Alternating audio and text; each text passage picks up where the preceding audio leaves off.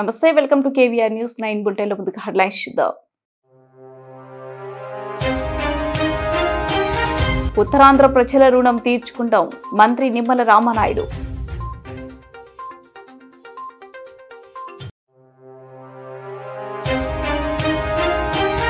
రాష్ట్రంలోనే విద్యుత్ వ్యవస్థపై భారీగా భారం పడింది, మంత్రి గొట్టిపాటి రవికుమార్.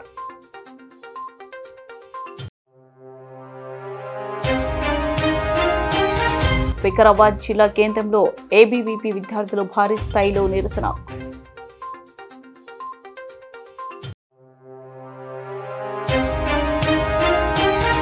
లంచం తీసుకుంటూ ఏసీబీకి చిక్కిన తహసీల్దార్ అధికారులు.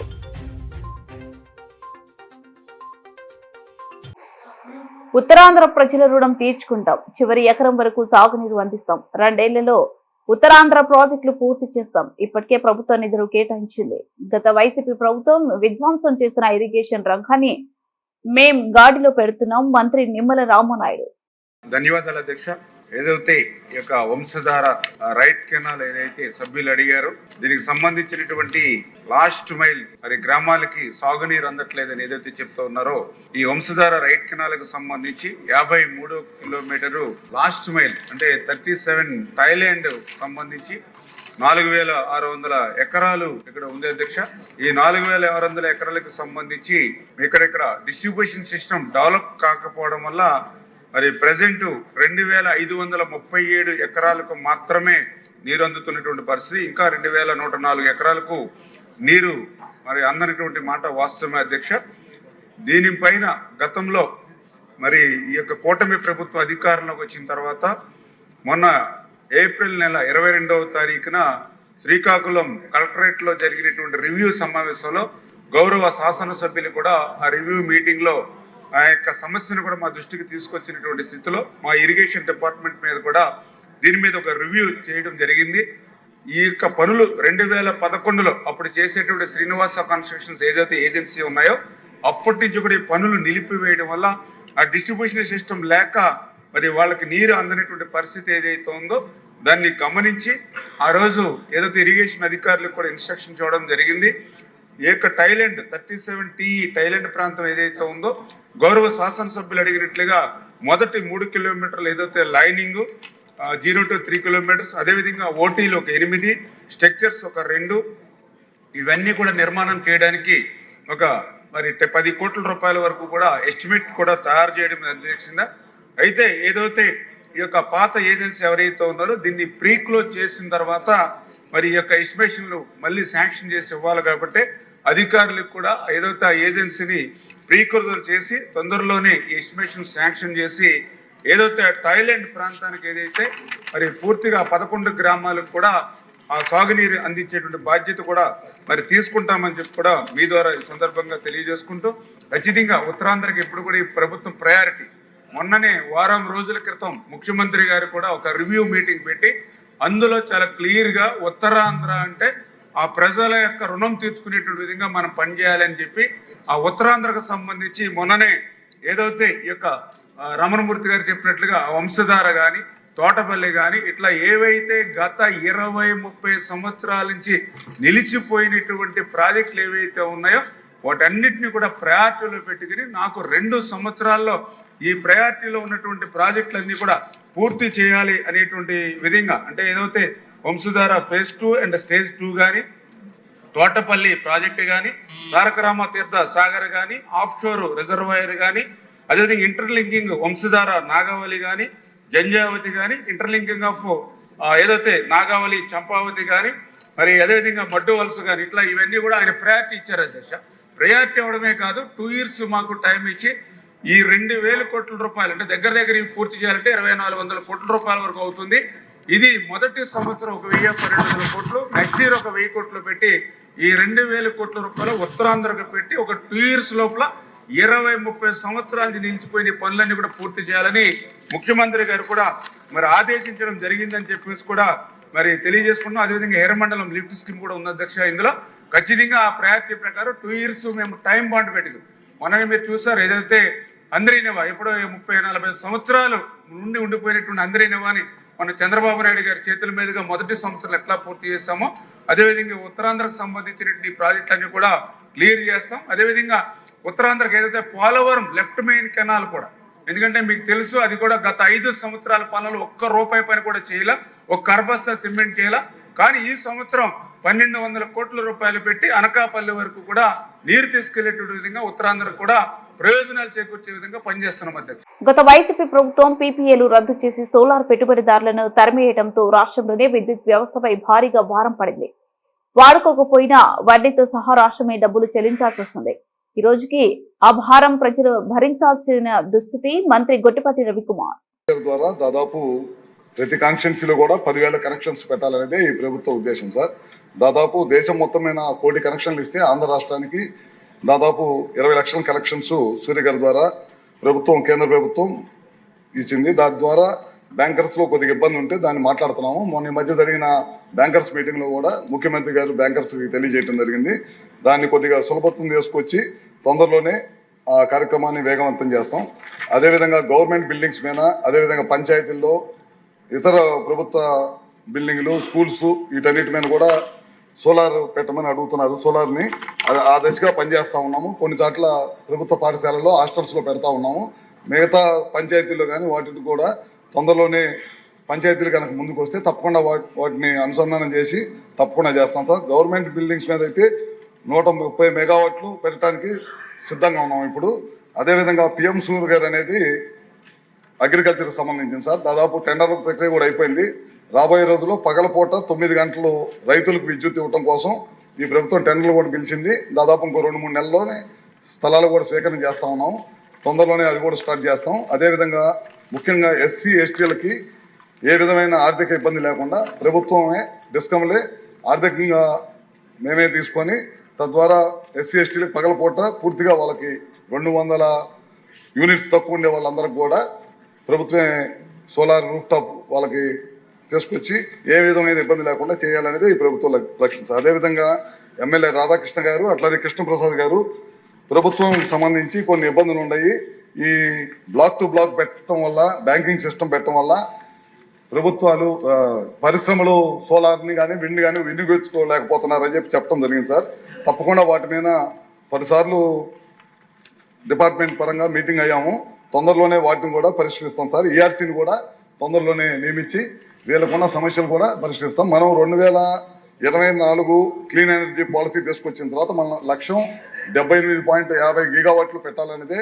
సోలార్ కానీ, విండ్ కానీ, పిఎస్పీలు కానీ, బ్యాటరీ సిస్టమ్ కానీ ఇవన్నీ తీసుకురావాలి. గడిచిన ప్రభుత్వం గడిచిన 14 నుంచి 19 దాకా చంద్రబాబు నాయుడు గారి ప్రభుత్వంలో దాదాపు 9 గిగావాట్లు విండ్ కానీ, సోలార్ కానీ తీసుకొచ్చాము. తర్వాత వచ్చిన ప్రభుత్వాలు దీన్ని నిర్వీర్యం చేయటం వల్ల రాష్ట్రానికి చాలా ఇబ్బందులు వచ్చి పెట్టుబడిదారులందరూ కూడా ఈ రాష్ట్రం వదిలి పారిపోవాల్సిన పరిస్థితి వచ్చింది. దాని ద్వారా చాలా పెద్ద ఎత్తున ఈ రాష్ట్ర విద్యుత్ వ్యవస్థ మీద భారం పడింది.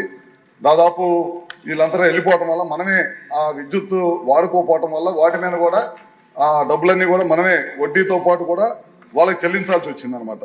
తర్వాత మనం తద్వారానే దాదాపు పవర్ బిల్స్ కానీ, పోయిన గవర్నమెంట్ చేసిన నిర్వాహకం వల్ల చాలా పెద్ద ఎత్తున ప్రజల మీద భారం పడి 9 సార్లు కరెంట్ బిల్లు పెంచడం కానీ ఇట్లాంటివన్నీ ఇవాళ కూడా ఈ ప్రభుత్వం వాళ్ళు చేసిన తప్పుడు విధానాల వల్ల మనం బరువు మోస్తా ఉన్నాము. తప్పకుండా ఇవన్నింటిని కూడా పరిగణనలో తీసుకొని, ఎమ్మెల్యే గారు చెప్పిన అన్ని కూడా తీసుకొని తప్పకుండా ఈ బ్యాంకింగ్ సిస్టమ్ కానీ, లేకపోతే రియల్ టైమ్ మానిటరింగ్ కానీ ఇట్లాంటివి కూడా తొందరలోనే పరీక్షిస్తామని సభ ద్వారా ఎమ్మెల్యేలకు చెప్తున్నాం. వికారాబాద్ జిల్లా కేంద్రంలో ఏబీవీపీ విద్యార్థులు భారీ స్థాయిలో నిరసన వ్యక్తం చేశారు. ఆర్టీఓ కార్యాలయం సమీపంలో ధర్నా నిర్వహిస్తూ ప్రభుత్వ విద్యార్థుల సమస్యలను నిర్లక్ష్యం చేస్తుందని మండిపడ్డారు. రాష్ట్ర వ్యాప్తంగా 8,300 కోట్ల రూపాయలు స్కాలర్షిప్, ఫీజు రియంబర్స్మెంట్ బకాయిలు పెండింగ్ లో ఉండటంతో అనేక మంది విద్యార్థులు ఆర్థిక ఇబ్బందులు ఎదుర్కొంటున్నారని వారు ఆవేదన వ్యక్తం చేశారు. మద్యానికి మంత్రి ఉన్నాడు కానీ విద్యకు మంత్రి లేరు అని అన్నారు. సాధారణ కుటుంబాలకు చెందిన విద్యార్థులు ఈ బకాయిలు కారణంగా చదువును కొనసాగించడంలో ఇబ్బందులు పడుతున్నారని, విద్యార్థుల భవిష్యత్తును అగాధంలోకి నెట్టే విధంగా ప్రభుత్వం వ్యవహరిస్తుందని విమర్శించారు. వెంటనే పెండింగ్ లో ఉన్న 8,300 కోట్ల రూపాయల బకాయిలను విడుదల చేయాలని వారు డిమాండ్ చేశారు.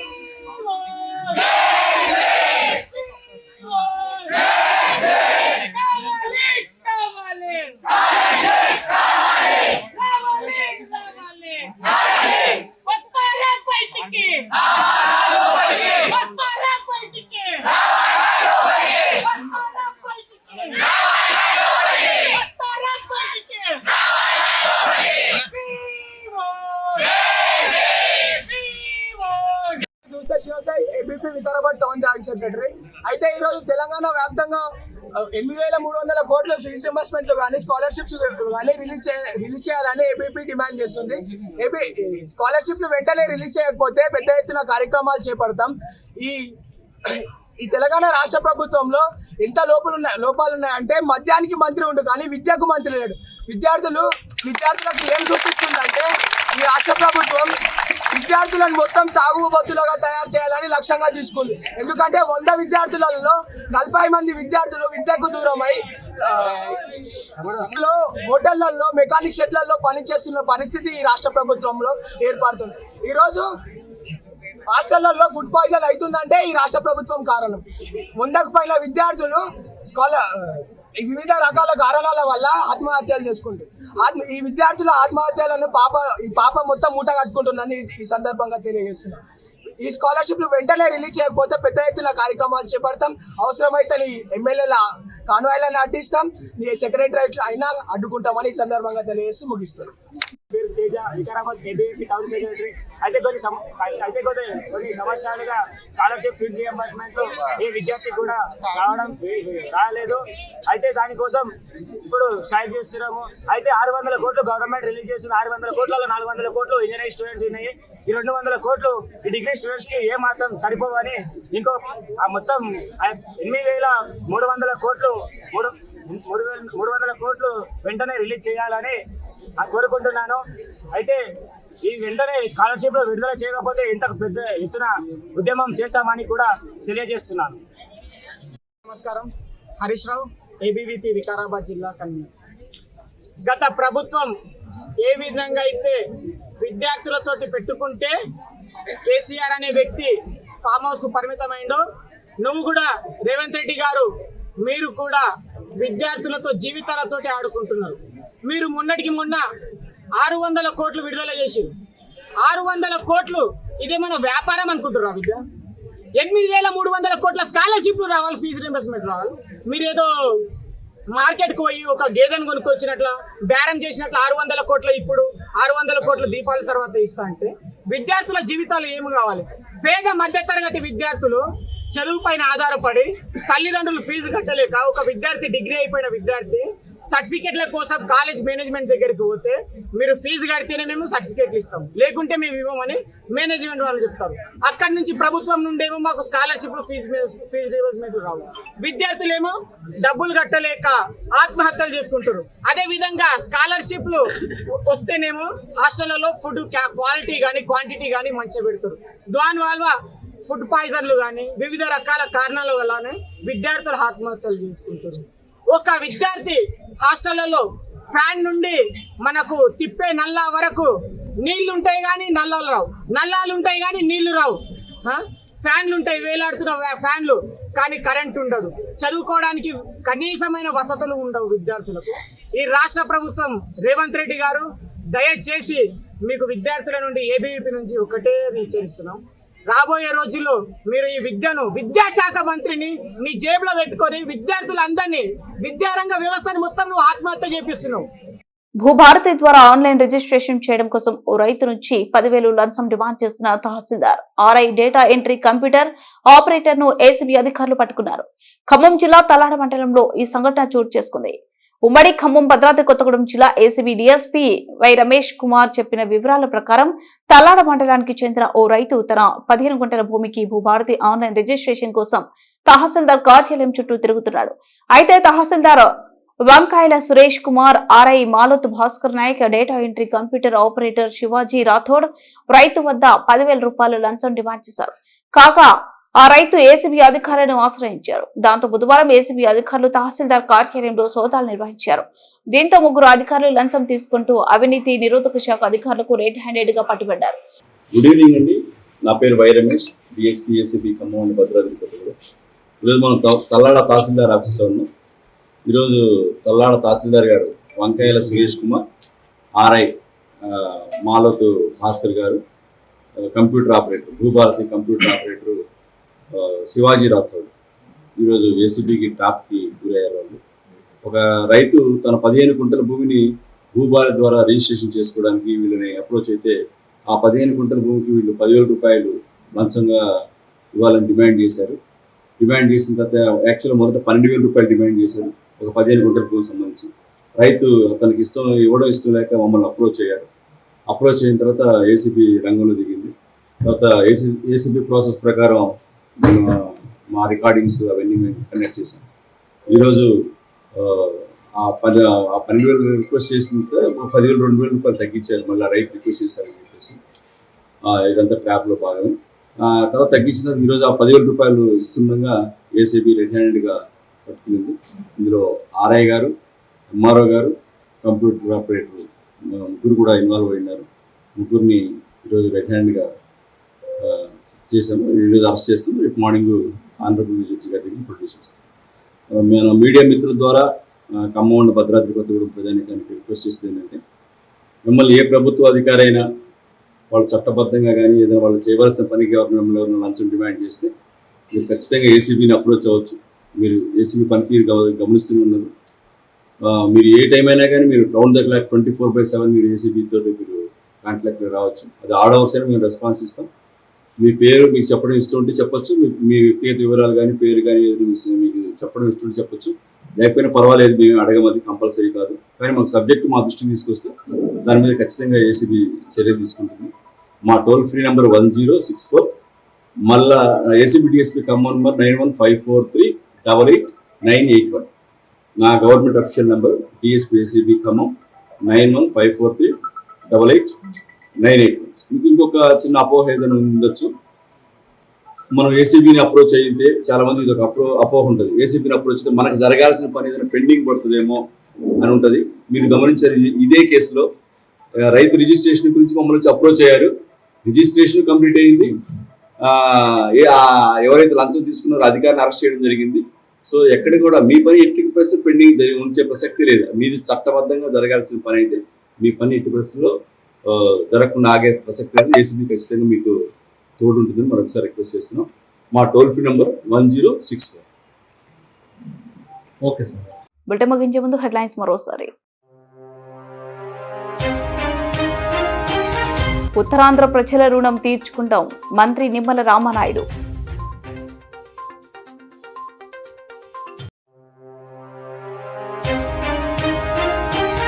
రాష్ట్రంలోనే విద్యుత్ వ్యవస్థపై భారీగా భారం పడింది, మంత్రి గొట్టిపాటి రవికుమార్.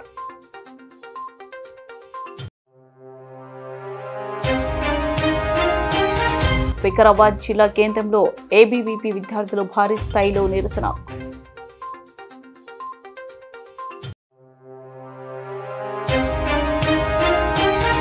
లంచం తీసుకుంటూ ఏసీబీకి చిక్కిన తహసీల్దార్ అధికారులు.